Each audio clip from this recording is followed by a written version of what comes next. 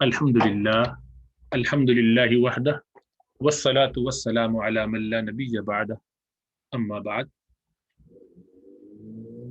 इंशाअल्लाह ताला आज हम शमाइल के दुरूस में नालैन पाक के हवाले से पढ़ेंगे। इमाम तिरमिजी इस बाब में 11 अहादीस लाए हैं। अल्लाह के रसूल सल्लल्लाहु अलैहि वसल्लम के पापोश मुबारक के लिए नाल का लफ्ज इस्तेमाल होता है। वैसे किसी के भी ऐसे जूते, चप्पल, कफ्श, पापोश, ये सारे लफ्ज जो हैं, हर वो चीज़ कुल्लु मा वुक़ियत बिहिल कदम, हर वो चीज़ जिससे पाँव को बचाया जा सके, पैरों को बचाया जा सके ज़मीन की तकलीफ से, तंगी से, गर्द से, कोई चुभने वाली चीज़ से, तो हर वो चीज़ जिससे पाँवों को बचाया जाए उसके लिए नाल का लफ्ज़ इस्तेमाल करते हैं। और अल्लाह के रसूल सल्लल्लाहु अलैहि वसल्लम इससे पिछले बाब में हम पढ़ चुके हैं कि खुफ का भी इस्तेमाल फरमाते थे, वो चमड़े के मोज़ों का। लेकिन ये जूते या चप्पल कहिए, नाल कहिए, तो आप सल्लल्लाहु अलैहि वसल्लम ये भी पहना करते थे। और उमूमन उसका एक ख़ास वज़ा थी, एक ख़ास शेप था। वो बीच में थोड़ी पतली और एड़ी, उसमें हल्की सी एड़ी भी होती थी, और गोया ज़बान की शेप की, जैसे कहते हैं कि आगे से थोड़ी नोकदार और पीछे से थोड़ी चौड़ी और बीच में ज़रा पतली। उसकी तस्वीर आप लोगों ने बारहा मुलाहिज़ा फरमाई होगी। उस पे उमूमन बाल नहीं होते थे, यानी वो चमड़ा जिससे वो बनती थी उस पे से बाल साफ कर लिए जाते थे। और उसमें तस्मे भी थे, और तस्मे दोहरे होते थे, डबल, यानी दो धागों को मिला के जो बनाया जाए। आपके नाल मुबारक का उसकी जो लंबाई थी वो एक बालिश और 2 उंगली, उसकी चौड़ाई एड़ी की तरफ 7 उंगली के बराबर, दरमियानी हिस्सा 5 उंगली और आगे का हिस्सा 6 उंगली। और उसमें आर पार 2 क़िबाले थे, 2 तस्मे थे। तस्मे हमारे यहाँ जैसे आम तौर पर चप्पल में एक तस्मा होता है, उसके 2 साइड जा रहे होते हैं, है ना, दोनों तरफ। लेकिन वो शुरू आगे जो है वो एक ही होता है, बीच के यानी अंगूठे और बीच की उंगली के दरमियान रखा जाता है।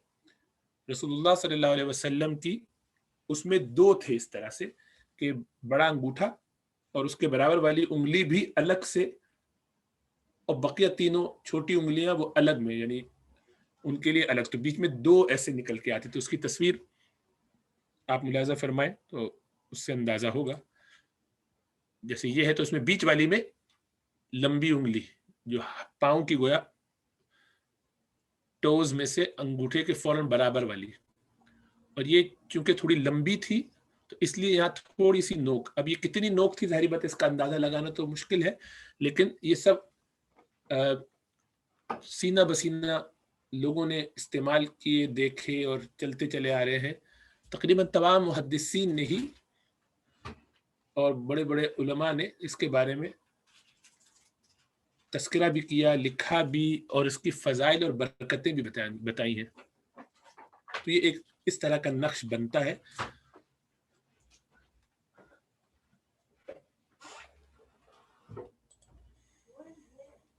और ये अलहदा है, जैसा अर्ज किया, खुफ के अलावा।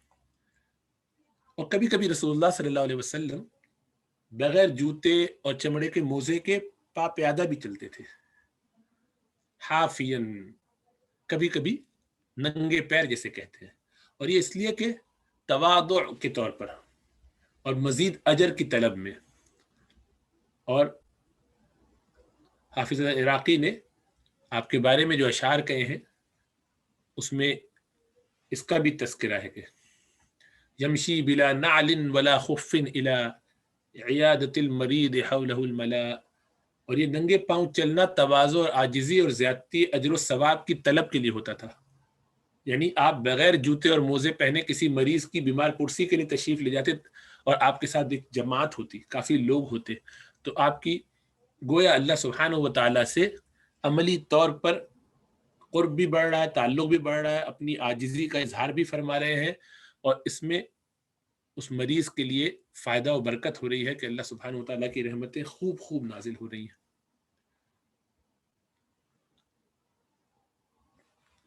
ابن سعد نے طبقات میں رسول اللہ صلی اللہ علیہ وسلم کے نعل مبارک کی 3 صفات بیان کی ہیں. ایک تو یہ کہ وہ باریک, یعنی اس کا بیچ کا حصہ تھوڑا پتلا تھا, جو پہلے تذکرہ ہو چکا,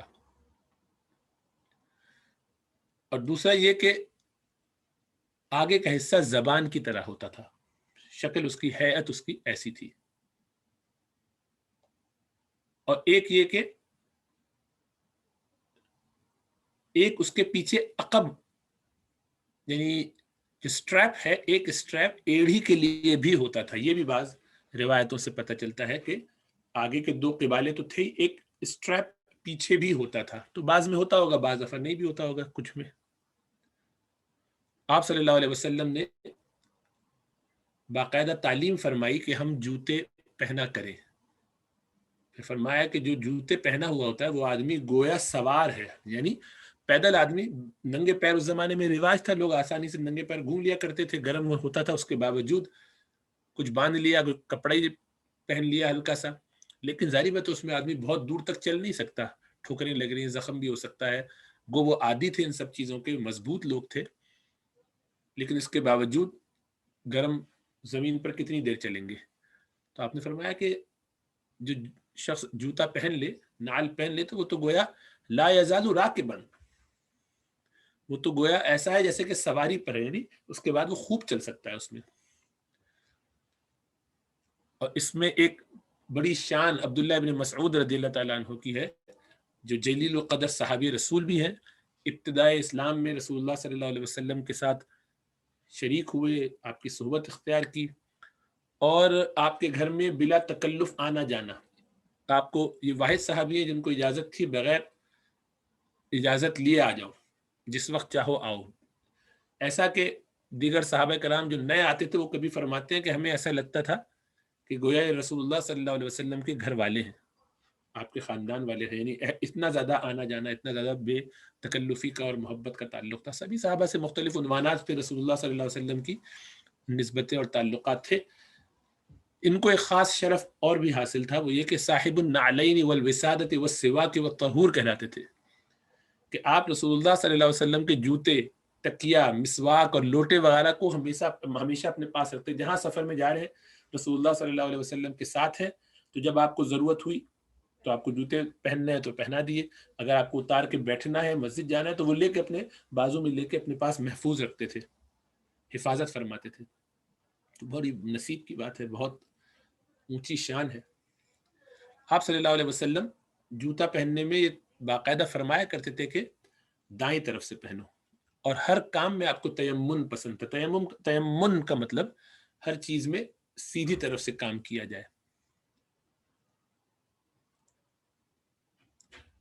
مولانا شفیع تھانوی صاحب رحمۃ اللہ علیہ نے زاد السعید میں نیل الشفاء بنعل المصطفیٰ, رسول اللہ صلی اللہ علیہ وسلم کے جوتوں کی, آپ کے نعل مبارک کی جو فضائل ہیں, اس کی جو برکتیں ہیں, اس سے جو اس کے نقشے کی بھی برکتیں ہیں, وہ تفصیل سے بیان فرمائی ہیں. تو اس میں وہ فرماتے ہیں کہ ان دنوں ہم لوگوں کی کثرت معاصی سے جو کچھ پریشانیاں, مشکلات میں آسان کر کے بیان کر رہا ہوں, ظاہر ہے اس کا علاج اصل تو یہ ہے کہ اعمال کی اصلاح کی جائے اور توبہ استغفار کیا جائے. لیکن ہم لوگوں کے قلب اور زبان کی جو کیفیت ہے معلوم ہے. البتہ اگر کوئی وسیلہ قوی ہو تو اس کی برکت سے حضور قلبی میسر آ جائے, یعنی نماز میں دل نہیں لگتا, عبادات اس طرح سے نہیں کر پا رہا, یا دل نہیں لگ رہا ہے عبادات میں, یا نمازیں قضا ہو رہی ہیں, دیگر فرائض کوتاہیاں ہو رہی ہیں, بندوں کے حقوق میں کوتاہیاں ہو رہی ہیں, تو فرماتے ہیں کوئی ایسا وسیلہ قوی حاصل ہو جائے تو اس سے برکت ہو جاتی ہے, اس سے بہت ساری جو کمزوریاں, کوتاہیاں ہیں, ذہن ادھر منتشر رہتا ہے, اس میں ایک گنا عافیت ہو جاتی ہے. تو فرماتے ہیں کہ یہ تجربہ ہے بزرگان دین کا کہ نقشہ نعل مقدس صلی اللہ علیہ وسلم، رسول اللہ صلی اللہ علیہ وسلم کے جو مقدس نعلین ہے، اس کا نقشہ بھی یہ بہت ہی قوی البرکت ہے، سریع الاثر ہے. کہتے ہیں کہ علماء نے، بزرگان دین نے اس کو بہت فائدہ مند پایا ہے. تو فرماتے ہیں کہ اس لیے اسلامی خیر خواہی کے باعث یہ میں آپ کو مختلف اس کے فضائل لکھ رہا ہوں، بتا رہا ہوں. جیسے کہ امام زین الدین عراقی نے، یہ محدث ہیں، بہت بڑے امام ہیں، یہ انہوں نے سمجھایا، بتایا، لکھا ہے اس کو باقاعدہ. فرماتے ہیں کہ اس کو اپنے پاس رکھنا چاہیے، اہتمام کرنا چاہیے، اس کے فوائد ہوں گے. اور اس کا طریقہ بھی لکھا. گو یہ مسنون نہیں ہے، کوئی ضروری نہیں ہے، اس میں غلو نہیں کرنا چاہیے، بہت زیادہ صبح شام یہ ایسا نہیں طاری کر لینا چاہیے، لیکن اس کے فضائل چونکہ بہت ہیں تو اس کا اہتمام بھی کرنا چاہیے، اس کو بالکل متروک بھی نہیں کرنا چاہیے. تو بہتر ہے کہ آخر شب میں اٹھ کر وضو کر کے تہجد جس قدر ہو سکے پڑھے. اس کے بعد 11 بار درود شریف، 11 بار کلمہ طیبہ، 11 بار استغفار پڑھ کر اس نقشے کو با ادب اپنے سر پر رکھے اور خوب گریہ و زاری کے ساتھ اللہ سبحانہ و تعالیٰ سے عرض کرے کہ الہی میں جس مقدس پیغمبر صلی اللہ علیہ وسلم کے نقشہ نعل شریف کو سر پر لیے ہوئے ہوں، ان کا ادنا درجے کا غلام ہوں، الہی اس نسبت غلامی پر نظر فرما کر اس برکت بابرکت نعل کی توفیق کے اس کی وجہ سے میری فلاں حاجت پوری فرما دی. لیکن مگر خلاف شرع کوئی حاجت طلب نہ کرے، پھر سر پر سے اس کو اتار کر اپنے چہرے پر ملے اور بہت محبت سے اس کو بوسہ دے کر مزید اگر کچھ اشعار وغیرہ یاد ہوں، بزرگوں کے لکھے ہوئے خود یاد ہوں، تو ان کو بھی پڑھے تاکہ اس سے عشق محمدی دل میں خوب پیدا ہو. فرماتے ہیں کہ انشاءاللہ تعالی عجیب کیفیت پائے گا. ظاہری بات ہے، اس کے لیے یہ ذہن میں رہے کہ یہ کوئی مسنون طریقہ نہیں ہے، یہ ایک علاج ہے. جو ہجوم ہو جاتا ہے مختلف پریشانیوں کا، وہ جو انتشار ہو جاتا ہے بہت سارے خیالات کا، ذہن ادھر ادھر رہتا ہے، توجہ نہیں بنتی، تو اس میں یہ مجرب ہے. بہت سے بزرگوں نے لکھا ہے اس کے بارے میں. علامہ محدث حافظ تلمسائی فرماتے ہیں کہ نقشہ شریف کے منافع ایسے کھلم کھلا ہے کہ بیان کرنے کی حاجت نہیں ہے. اور بہت سارے واقعات انہوں نے پھر لکھے ہیں اپنی کتاب میں، اور کئی لوگوں نے کتابیں لکھی.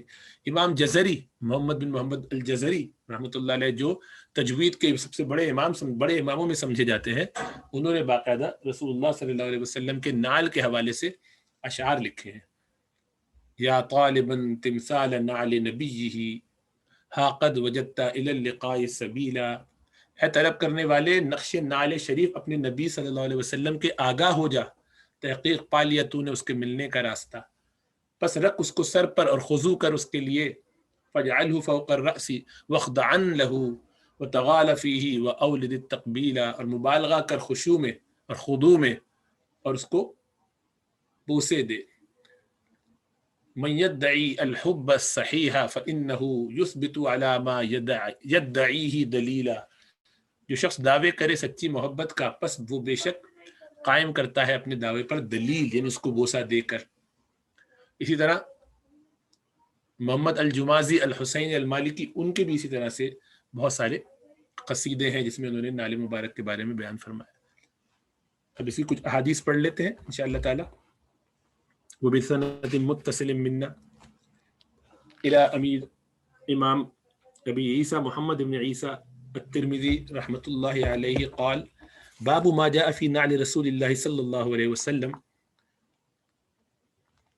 وبه قال حدثنا محمد بن بشار قال حدثنا ابو داود قال حدثنا همام عن قتادة قال قلت لأنس بن مالك رضي الله عنه كيف كان نعل رسول الله صلى الله عليه وسلم قال لهما قبالان.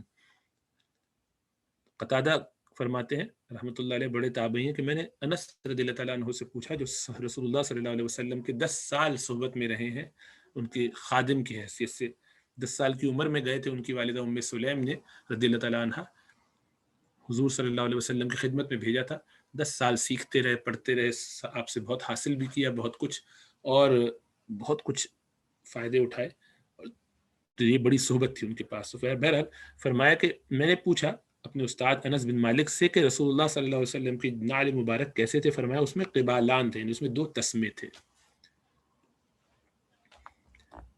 اور یہ بھی فرمایا، یعنی ابن عباس رضی اللہ تعالیٰ عنہ نے اگلی حدیث کے اندر وبی قال حدثنا ابو قریب محمد بن العلاء قال حدثنا وكيع عن سفيان عن خالد الحذاء عن عبد الله بن الحارث عن ابن عباس رضی اللہ تعالیٰ عنہما قال كان لنعل رسول الله صلی اللہ علیہ وسلم قبالان مثنی شراکهما کہ رسول اللہ صلی اللہ علیہ وسلم کے نالے مبارک میں قبالان یعنی دو تھے، ڈبل شراک اس کے تسمے دوہرے تھے. قال حدثنا احمد بن منيع قال حدثنا ابو احمد الزبيري قال حدثنا عيسى بن طهمان قال اخرج الينا انس بن مالك رضي الله عنه نعلين جرداوين لهما قبالان قال فحدثني ثابت بعد عن انس انهما كانتا نعلي رسول الله صلی اللہ علیہ وسلم کہ عیسیٰ بن طہمان فرماتے ہیں کہ حضرت انس بن مالک نے ہمارے سامنے دو ایسے جوتے یا نعلین نکالے جن پر بال نہیں تھے اور ان میں دو تسمے تھے. بعد میں ثابت البنانی فرماتے ہیں کہ ہمیں انہوں نے بتایا، یعنی یہ کہتے ہیں کہ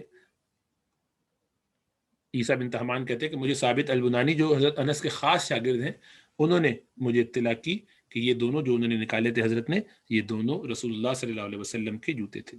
وبي قال حدثنا إسحاق بن موسى الأنصاري قال أخبرنا معن قال حدثنا مالك قال حدثنا سعيد بن أبي سعيد المقبوري عن عبيد بن جريج أنه قال لابن عمر رضي الله عنهما رأيتك تلبس النعال السبتية قال إني رأيت رسول الله صلى الله عليه وسلم يلبس النعال التي ليس فيها شعر ويتوضأ فيها فأنا أحب أن ألبسها. ابن عمر رضی اللہ تعالیٰ عنہما وہ فرماتے ہیں یعنی ان کو دیکھا جریج نے، عبید بن جریج نے، ان کے شاگرد نے دیکھا کہ جوتے پہنے ہیں جس پہ بال نہیں ہیں. اور ابن عمر رضی اللہ تعالیٰ عنہما معروف ہیں اس بارے میں کہ وہ رسول اللہ صلی اللہ علیہ وسلم کی ہر سنت پہ بہت سختی سے عمل فرماتے تھے. تو وہاں عرب میں یہ معمول تھا کہ لوگ سادہ تھے، غربت تھی، تو جوتے چمڑے کے بنائے خود ہی اور پہن لیے. کوئی دکانوں سے تو ادھر ادھر آسانی سے ملتے نہیں تھے، تو اپنے خود ہی بنا لیتے تھے، گانٹھ لیے خود ہی جوتے. تو اس میں وہ جانور کی جو چمڑی ہے اس کے بال صاف نہیں کرتے تھے، کیونکہ پوری طرح صاف ہوں گے نہیں، کچھ رہ بھی جائیں گے تو وہ حسن اس میں نہیں آتا، تو بالوں سمیت پہن لیا کرتے تھے. چمڑا ویسا ہی ہوتا تھا. یہ باقاعدہ جن بڑی دکانوں میں، جن بڑے علاقوں میں بنائے جاتے تھے تو پھر وہاں سے ملتے تھے، لیکن مہنگے ہوتے تھے. تو یہ ذرا ہائی کوالٹی کا جوتا. ابن عمر رضی اللہ تعالیٰ عنہما کو اس حال میں دیکھا تو پوچھا کہ میں آپ کو دیکھتا ہوں کہ آپ تو نعال سبتیہ پہن رہے ہیں. سبتیہ ایسا چمڑا جس کے اوپر کوئی بال نہ ہو، اس کے بنے ہوئے جوتے. تو فرمایا کہ میں نے رسول اللہ صلی اللہ علیہ وسلم کو ایسا جوتا پہنے دیکھا کہ جس میں کوئی بال نہیں تھے.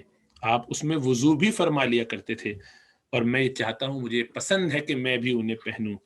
یعنی اس میں وضو پر فرما لیا کرتے تھے. اس طرف اشارہ کرنا چاہ رہے ہیں کہ آدمی کے ذہن میں شاید یہ خیال آئے کہ ہم نے جوتا اتارا، وضو کیا، وضو کر کے دوبارہ جوتا پہن لیا، تو کیا یہ گیلے گیلے پاؤں میں ہم نے جوتا پہنا ہے تو کہیں ایسا تو نہیں کہ کچھ جوتے کی نجاست پاؤں میں لگ جاتی ہو. تو اس کی طرف اشارہ کر دیا کہ نہیں، ایسی کوئی بات نہیں ہے. آپ گیلے جوتے، بلکہ پہنے جوتے میں، جوتا جو پہنا ہے اسی میں بھی پاؤں دھو لیں اور پاؤں پورا بھیگ جائے. اور یہ تو ظاہر بات ہے، چپل نوا جوتے ہوتے تھے، پانی اس میں چاروں طرف چلا جاتا تھا، تو اس لیے اس کے پہننے میں کوئی قباحت نہیں ہے، اگر وہ ایسا ہو کہ جو خراب نہیں ہوگا. مثلا پلاسٹک کے جیسے آج کل آتے ہیں، چمڑے کے، وہ عموماً ایسی جلدی خراب نہیں ہوتے. تو اس میں کو پانی میں پہنے بھی اگر کسی نے پاؤں ڈال دیا ہو تو بھی کوئی مذاقہ نہیں ہے، اور نہ اتارنا یعنی ضروری نہیں ہے. وقال حدثنا اسحاق بن منصور قال حدثنا عبد الرزاق عن معمر عن ابن ابي ذئب عن صالح مولى التوأمة عن ابي هريرة رضي الله عنه قال كان لنعل رسول الله صلى الله عليه وسلم قبالان. یہ صالح جو کہ مولا توأمہ ہے، توأمہ یعنی وہ جڑواں جو تھی ان کے آزاد کردہ غلام، فرماتے کہ ابو ہریرہ رضی اللہ تعالیٰ عنہ سے روایت کرتے ہوئے کہ رسول اللہ صلی اللہ علیہ وسلم کے نال مبارک میں قبالان تھے، یعنی دو اس میں تسمے تھے. قال حدثنا احمد بن منيع قال حدثنا ابو احمد اخبرنا سفيان عن السدي حدثني قال حدثني من سمع عمرو بن حريث يقول رأيت رسول الله صلی اللہ علیہ وسلم يصلي في نعلين مخصوفتين، کہ رسول اللہ صلی اللہ علیہ وسلم کے بارے میں فرماتے ہیں کہ آپ کو ایسے جوتے رسول اللہ صلی اللہ علیہ وسلم کے پاس تھے کہ جو مخصوفتین، تو مخصوف کے مختلف معنی آتے ہیں.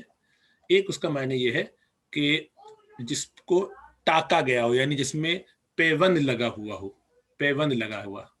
تو جوتے کو خود ٹاک لیا کرتے تھے، اور ایک حدیث میں آپ نے یہ پڑھا ہے پہلے کہ رسول اللہ صلی اللہ علیہ وسلم پیوند لگا لیا کرتے تھے خود ہی اپنے جوتوں میں.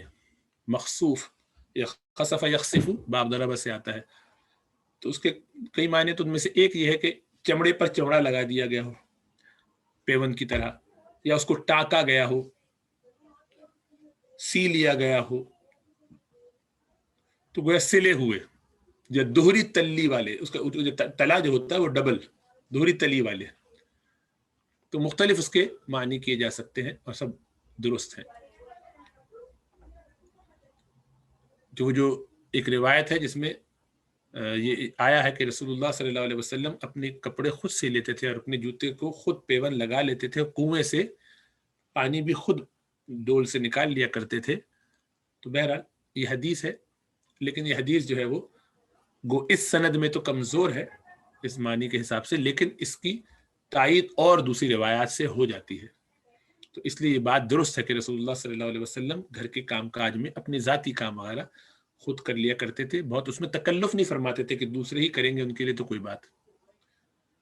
اور چونکہ اس میں یہ آیا کہ رسول اللہ صلی اللہ علیہ وسلم یصلی فی نعلین مخصوفتین، کہ میں نے رسول اللہ صلی اللہ علیہ وسلم کو دیکھا. عمرو بن حریث فرما رہے ہیں کہ آپ نماز پڑھ رہے ہیں، آپ نے نماز پڑھی ایسے پیوند لگے جوتوں میں. تو سوال یہ ہے کہ کیا جوتوں میں نماز پڑھی جا سکتی ہے؟ جی ہاں، پڑھی جا سکتی ہے، بشرطے کہ وہ جوتے پاک صاف ہوں. لیکن عام طور پر جوتے جب آپ ان کو پہن کے چلتے ہیں مٹی وغیرہ پر، یہ عام جو روڈ وغیرہ پر، تو اس سے وہ چل کے ساری نجاست وغیرہ اگر لگ بھی گئی ہو غلطی سے کہیں ادھر ادھر اتفاقی طور پر، تو وہ صاف ہو جاتی ہے، نکل جاتی ہے. تو اس لحاظ سے اس میں کوئی قباحت نہیں ہوتی، تو وہ جوتوں میں نماز ہو جاتی ہے. لیکن آج کل جو جوتے پہنے جاتے ہیں اس کے بارے میں دو باتیں ذہن میں رہنی چاہیے کہ یہ جوتے پہن کر نماز پڑھنا مسجدوں میں خاص طور سے، اس میں دو پریشانیاں ہیں، دو چیزیں ایسی ہیں کہ جن کی طرف توجہ رکھنی چاہیے. نمبر ایک یہ کہ اگرچہ وہ پاک ہو تب بھی گرد وغیرہ سے، مٹی وغیرہ سے صاف نہیں ہوں گے، کیونکہ آپ پیدل چل کے کہیں سے آئے ہیں. اور آج کل مساجد ان کا فرش ایسا نہیں ہوتا کہ جو مٹی اور گرد وغیرہ اس میں لگی ہوتی ہے، کھلا ایک علاقہ ہو، گھاس پھوس ہو، بلکہ آپ دیکھتے ہیں کہ باقاعدہ اس کو بہت اچھے طریقے سے مینٹین کیا جاتا ہے. اس میں کارپٹس ہوتی ہیں، یا وہ اگر وہ ووڈن فلور ہے، یا بہت اچھے اہتمام کے ساتھ صاف ستھرا اس کو کیا جاتا ہے. تو چونکہ اس میں گرد لگنے سے اللہ سبحانہ و تعالیٰ کے گھر کو جس کو پاک صاف رکھنا چاہیے، اس میں ناپاکی نہ صحیح لیکن گرد کا بھی لانا یہ بھی مناسب نہیں ہے. اس سے دوسروں کو تکلیف ہوگی. کم از کم لوگوں کو یہ آپ کی طرف سے، چونکہ اب یہ عرف نہیں رہا، تو لوگوں کو یہ سوچ کے پریشانی ہوگی کہ یہ صاحب دیکھو جوتا لے کر آ گئے، پتہ نہیں پاک تھا کہ نہیں تھا. تو دوسروں کو ایسی مشقت میں ڈالنا اور ایسے وہم اور وسوسے میں ڈالنا یہ غلط ہے. اس سے بچنا چاہیے.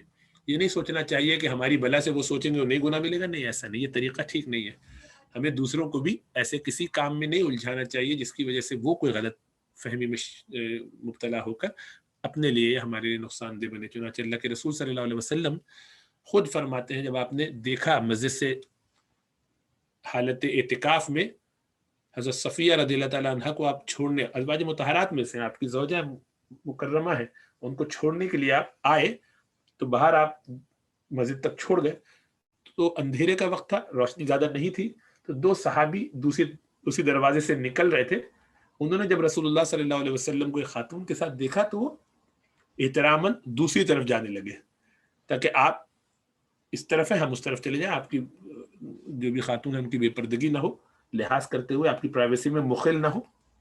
آپ صلی اللہ علیہ وسلم نے ان کو بلایا اور کہا ادھر آؤ دونوں اور دیکھو یہ تمہاری ماں ہے صفیہ رضی اللہ تعالیٰ عنہ. تو کہا اللہ کے رسول یقیناً انہی میں سے کوئی ہوں گی، ہمیں آپ نے مطلب مجھے نہیں، ہمارے ذہن میں کچھ اور نہیں ہے. فرمایا ہاں ابھی تو نہیں ہے، لیکن کبھی کبھی شیطان ایسے وسوسے ڈالتا ہے کہ رسول اللہ صلی اللہ علیہ وسلم کو ہم نے وہاں ایک اکیلے خاتون کے ساتھ دیکھا تھا، یقیناً آپ کی زوجہ ہوں گی، کوئی ہوں گی، لیکن ہمیں پتہ نہیں. تو اب شیطان کہے گا ہو سکتا ہے کوئی اور ہو. تو اب نعوذ باللہ کسی کے دل میں یہ رسول اللہ صلی اللہ علیہ وسلم کے بارے میں خیال بھی آ گیا تو اس کا ایمان گیا، کتنی بری بات ہوگی. توبہ استغفار اس کو کرنا چاہیے، یعنی اس کو کتنی پریشانی اس سے لاحق ہوگی. خیال لائے گا تو نقصان ہوگا، ایسے خود آ جانے سے تو نہیں ہوتا، لیکن کہنے کا مطلب یہ کہ اس کے لیے کتنی تکلیف دہ بات ہوگی کہ ایسا اس کے ساتھ ہو گیا. تو رسول اللہ صلی اللہ علیہ وسلم نے اس کو ایسی کسی شیطانی وسوسے کو، شیطان کو کوئی کھیلنے کا موقع نہ ملے، فوراً روک دیا وہیں جڑ سے. آپ نے نہیں سوچا کہ ہمیں کیا انہیں کو گناہ مل، نہیں، ایسا نہیں. دوسروں کی تکلیف کا سبب بننا، اس سے بہت بچنا چاہیے. یہ ہمارے ایک بیماری پھیل گئی ہے کہ ہم دوسروں کو کچھ بھی ہوتا رہے ہماری بلا سے. نہیں، یہ طریقہ ٹھیک نہیں ہے. یہ صحابہ کا، رسول اللہ صلی اللہ علیہ وسلم کا یہ طریقہ نہیں ہے. تو بہرحال ایک بات یہ. دوسری بات یہ کہ اب جو جوتے آتے ہیں وہ کافی آگے اور پیچھے موٹے ہوتے ہیں، تھک ہوتے ہیں. چنانچہ اب کیا ہے کہ آگے کے حصے میں تھوڑی سی اس میں جگہ چھوڑی جاتی ہے کہ آپ کے انگوٹھے، آپ کے ٹوز ٹچ نہ کریں اس کی سرفیس کو. تو اب ظاہری بات ہے کہ ایسے سخت جوتے میں جب آپ نماز پڑھیں گے تو آپ سجدہ کرتے ہوئے پاؤں زمین پہ رکھیں گے، ہے نا. سجدہ کرنے کے لیے جو 7 اعضاء ہیں، چہرہ، ہاتھ، گھٹنے اور پنجے، تو آپ کے پنجے زمین پہ نہیں لگے ہوئے. وہ یہ ہوتا کہ زمین سے ٹچ ہو رہا ہے لیکن کم از کم جوتے کے اگلے کنارے سے ٹچ ہو رہے ہیں، تب بھی ٹھیک تھا. وہ بھی نہیں ہو رہا ہے، بلکہ ہوا میں معلق ہے. آپ کے اور اس کے درمیان کچھ ملی میٹر کا، کچھ سینٹی میٹر ہو جاتا ہے، 1 سینٹی میٹر تک کا بھی فاصلہ بنتا ہو.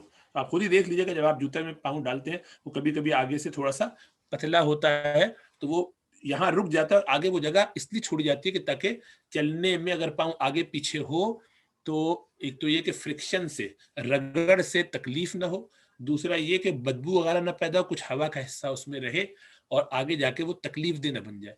تو ایسے جوتے ہیں کہ جن میں آپ کے جب آگے ٹوز آج کل ٹچ ہی نہیں ہوتے، تو اب گویا زمین کے اور آپ کے پنجوں کے درمیان ایک خلا بھی ہے، ایک موٹی سی جوتے کی جو بھی لیئر ہے وہ بھی ہے، لیکن اور بیچ میں ہوا بھی. اگر آپ اس لیئر کو ٹچ کر رہے ہوں تب تو ٹھیک ہے، اس لیے کہ زمین سے ڈائریکٹ نہیں لگ رہا ہے، کوئی بات نہیں. کارپیٹ پہ بھی نہیں لگ رہا ہے ڈائریکٹ، کوئی بات نہیں. لیکن جوتا تو لگ رہا ہے کارپیٹ سے، اور کارپیٹ سے آپ لگے ہوئے ہوں. ایز لانگ ایز کہ آپ کے وہ پنجے، آپ کے سارے اعضاء ڈائریکٹلی کسی نہ کسی چیز سے لگے ہوں، جو اس سے لگا ہو اور وہ اس سے لگ کر الٹیمیٹلی ہر چیز زمین سے لگ گئی ہو، تو پھر آپ کا یہ حکم جو رسول اللہ صلی اللہ علیہ وسلم کا ہے کہ ان چیزوں کو زمین پہ لگا کے سجدہ کرنا ہے، وہ پورا ہو جائے گا.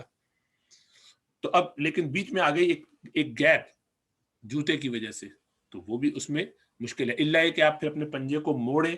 ابھی اتنے مضبوط جوتے ہوتے ہیں بعض اوقات کہ مڑتے نہیں ہیں، اور موڑنے میں آپ کا دل بھی دکھے گا کہ میرا نیا جوتا یا قیمتی جوتا ہے، میں اس کو موڑ رہا ہوں تو یہ خراب ہو جائے گا.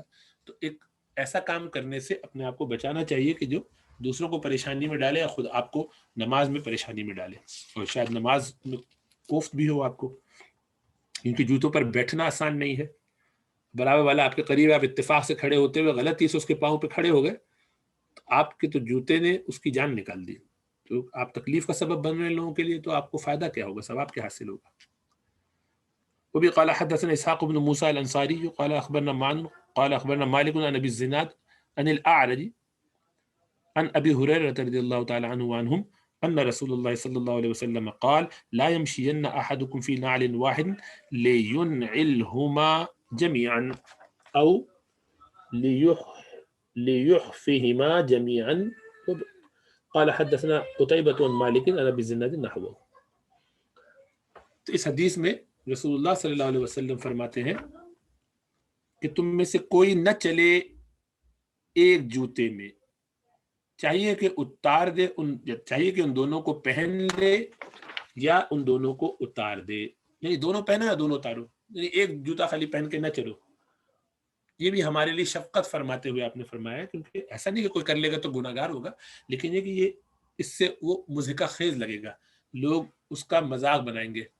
اور ظاہری بات ہے کہ اگر دیکھیں گے تو کہیں گے کیسا جی وہ غریب آدمی ہے. تو اس لیے اس میں ہمیں احتیاط کرنا چاہیے. اور جو ہماری شفقت کے لیے فرمایا، ایک یہ بھی ہے کہ یہ کہا جاتا ہے بعض ائمہ کی طرف سے، بعض بزرگوں کی طرف سے، کہ یہ شیطان کا طریقہ ہے کہ ایک میں کچھ پہن لے ایک میں نہ پہلے. اسی طرح یہ اس سے اعتدال بھی نہیں رہے گا، اوپر نیچے ہوگی چال، ہو سکتا ہے اس سے کچھ نقصان بھی ہو جائے، کیونکہ ایک پہ آپ زور زیادہ ڈال رہے ہیں تو کمر پہ، گھٹنے وغیرہ پہ اس کا زور پڑے گا۔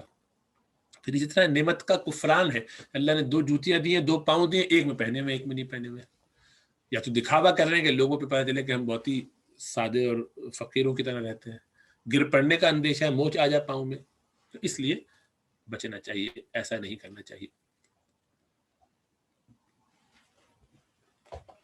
قال حدثنا اسحاق بن موسى قال اخبرنا معن قال اخبرنا مالك عن ابي الزبير عن جابر ان النبي صلى الله عليه وسلم نهى ان ياكل يعني الرجل بشماله او يمشي في نعل واحد۔ اس حدیث میں بھی جابر رضی اللہ تعالیٰ عنہ یہی فرماتے ہیں کہ رسول اللہ صلی اللہ علیہ وسلم نے الٹے ہاتھ سے، بائیں ہاتھ سے کھانے کو بھی منع فرمایا اور ایک جوتا پہن کے چلنے سے بھی منع فرمایا۔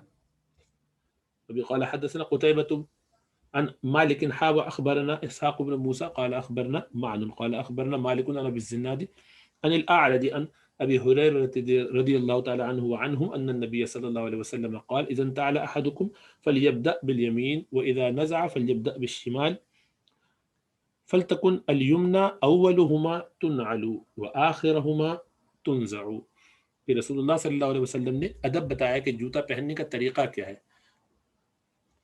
فرماتے ہیں کہ جیسا ابو ہریرہ رضی اللہ تعالیٰ عنہ کی روایت ہے کہ جب تم میں سے کوئی جوتا پہنے تو اس کو چاہیے کہ دائیں طرف سے شروع کرے، اور جب اتارے تو چاہیے کہ شروع کرے بائیں طرف سے، اور ہو یہ کہ اس کا سیدھا والا شروع میں آئے، اور یعنی اب اول ہو وہ پہننے کے حساب سے، اور اتارنے کے حساب سے وہ آخر ہو۔ اتارنے میں ہر چیز الٹی طرف سے، پہننے میں ہر چیز سیدھی طرف سے۔ یہ خالی جوتے ہی میں نہیں، کپڑے میں، لباس میں، آستین میں ہاتھ ڈال رہے ہیں تو دونوں ہی میں ڈالنا ہے۔ سنت کے مطابق کریں گے تو ثواب مل جائے گا، نبی کی طریقے کو اختیار کریں گے تو اللہ سبحانہ وتعالیٰ کی محبت مل جائے گی۔ تو اس لیے ان سب چیزوں میں کوشش کرنی چاہیے، اہتمام کرنا چاہیے۔ قال حدثنا ابو موسى محمد بن المثنى قال اخبرنا محمد بن جعفر قال اخبرنا شعبہ قال حدثنا اشعث هو ابن ابي الشعثاء عن ابيه عن مسروق عن عائشة رضي الله تعالى عنها قالت كان رسول الله صلى الله عليه وسلم يحب التيمم ما استطاع في ترجله وتنعله وطهوره۔ یہ روایت پہلے بھی شاید آئی ہے کہیں۔ رسول اللہ صلی اللہ علیہ وسلم کی حضرت مسروق فرماتے ہیں، یہ تابعی ہیں بڑے، حضرت عائشہ رضی اللہ تعالیٰ عنہ سے، کہ وہ فرماتی ہیں رسول اللہ صلی اللہ علیہ وسلم پسند فرماتے تھے دائیں طرف سے کام کرنے کو جہاں تک استطاعت ہو، بالوں میں مانگ نکالنے کے بارے میں، اس میں بھی کوشش کرتے کہ دائیں طرف پہلے کنگا کرتے اور دائیں طرف مانگ نکالتے، اور جوتا پہننے میں بھی ایسا فرماتے، اور وضو وغیرہ، غسل وغیرہ میں بھی ہر چیز کوشش کرتے دائیں طرف سے کی جائے۔ قال حدثنا محمد بن مرزوق ابو عبد الله قال حدثنا عبد الرحمن بن قيس ابو معاوية قال انبأنا هشام عن محمد عن ابي هريرة رضي الله تعالى عنه وعنهم قال كان لنعل رسول الله صلى الله عليه وسلم قبالان وابي بكر وعمر واول من عقد عقدا واحدا عثمان۔ یہ جو ہے ابو ہریرہ رضی اللہ تعالیٰ عنہ یہ فرما رہے ہیں کہ رسول اللہ صلی اللہ علیہ وسلم کے نال مبارک میں 2 قسمیں تھے، ابو بکر صدیق رضی اللہ تعالیٰ عنہ کے اور حضرت عمر کے بھی، ان کے بھی ایسے ہی تھے۔ سب سے پہلے جنہوں نے ایک، یعنی 2 کی جگہ ایک بنایا، جیسے آج کل کی چپلیں جو پہنی جاتی ہیں جس میں ایک ہوتا ہے اور پھر 2 اس کے نکل آتے ہیں، وہ ایک والا، واحد والا، یا یعنی عقدہ ایک رکھیں، یا یہ کہ ڈبل کی جگہ سنگل کر دی جائے اس کی پٹی کو بھی۔ تو لیکن ایک سیدھا سیدھا بھی قبال رکھنا، اس کا طریقہ اوپر سے نیچے تک، 2 نہیں لگائے بیچ میں سے نکال کے، 2 نہیں بلکہ ایک سیدھا سیدھا اوپر سے نیچے تک بنا دیا۔ یہ سب سے پہلے سیدنا عثمان رضی اللہ تعالیٰ عنہ نے پہنا، اور وجہ اس کی یہ ہوئی کہ ان کے زمانے تک آتے آتے لوگوں میں یہ بات بیٹھ گئی تھی کہ اب شاید جوتے ایسے ہی پہنے جا سکتے ہیں۔ یہ سنت بھی ہے، اس کی فضیلت بھی ہے، لیکن جب کسی چیز کو، سنت اور مستحب عمل کو بہت شدت سے کیا جانے لگے اور اس کو لوگ لازمی سمجھنے لگے، تو پھر اس کے واجب ہونے کو سمجھانے کے لیے کہ نہیں یہ واجب نہیں ہے، اس کو ترک کیا جاتا ہے کبھی۔ اور یہ بڑے بڑے ائمہ اور مجتہدین اور صحابہ میں سے خلفائے راشدین، یہ تو بہت ہی بڑے لوگ ہیں جن کے بارے میں اللہ کے رسول صلی اللہ علیہ وسلم فرماتے ہیں کہ تو علیکم بسنتی وسنت الخلفاء الراشدین المہدیین عضوا الیہا بالنواجذ، او کما قال، کہ میری سنت تم پر واجب ہے، عمل کرو اس پر، اس کو پکڑ لو، اور میرے خلفائے راشدین المہدیین کی سنت، یہ 4 خلفاء ہمارے جو ہیں ابو بکر، عمر، عثمان، علی، رضوان تعالی علیہم اجمعین، تو ان سب کے طریقے جو ہیں وہ ہمارے لیے حجت ہو جاتے ہیں جب وہ کسی چیز کو عملی طور پر کر کے دکھا دیں. اس کا مطلب یہ ہوتا ہے کہ بھئی یہ طریقہ جو ہے حکمت سے بھرپور ہے، اب اس کو ایسے دیکھو. کیونکہ وجہ یہ کہ جب وہ کوئی چیز نافذ کرتے ہیں امیر ہونے کی حیثیت سے، تو باقی صحابہ ان کے ساتھ جو موجود ہوتے ہیں ان کا مشورہ شامل ہو جاتا ہے، یا وہ کم از کم اس پہ نکیر نہیں فرماتے، وہ کہتے ٹھیک ہے سب. تو اس سے یہی سمجھانا چاہتے تھے کہ یہ لازم نہیں ہے، اور اس وجہ سے الحمدللہ عافیت کا معاملہ ہوا. ورنہ یہ ہوتا کہ آپ دو ہی والے پہن سکتے، ایک والا پہن نہیں سکتے. یہ بتایا کہ بھئی ایسا کرنا لازمی نہیں ہے، ہاں ضرور کوشش کیجئے سنت کے مطابق، لیکن اگر کوئی ایک پہنے تو اس پر تنقید نہ کرے، اس کو روکے نہیں، اس کو ڈانٹے نہیں، اس کو منع نہ کرے. اللہ سبحانہ وتعالی ہمیں عمل کرنے کی توفیق عطا فرمائے. اقول قولی هذا واستغفر الله لي ولكم ولسائر المسلمين فاستغفروه انه هو الغفور الرحيم. والسلام علیکم ورحمۃ اللہ وبرکاتہ.